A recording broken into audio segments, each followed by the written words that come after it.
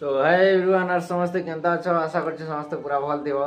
तो so guys आज गोटे मुई जेनटा कि इयरबड गोटे मंगैथिनी तो सेटा आसी गला बोल्ट कंपनी रो। तो चलो सेटा के अनबॉक्सिंग करमा केनता अछि देखमा।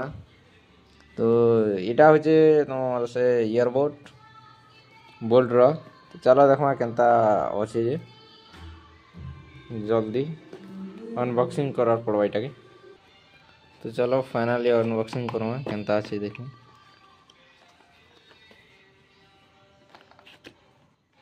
तो गाइस देखि बारो दे इयरबड्स।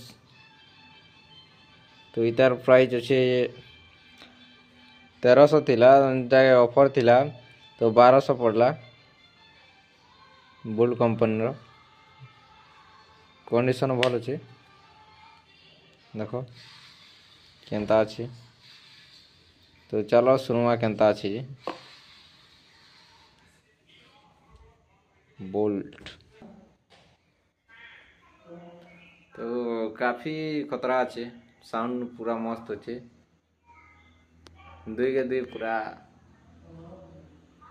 पूरा एक नंबर अच्छे साउंड भी भल अच्छे चार्ज भी भल जोछे जीवा ताकि इयरबड्स काफी भल अच्छे। तो सो गाइस मिलमा और अलगा वीडियो ने।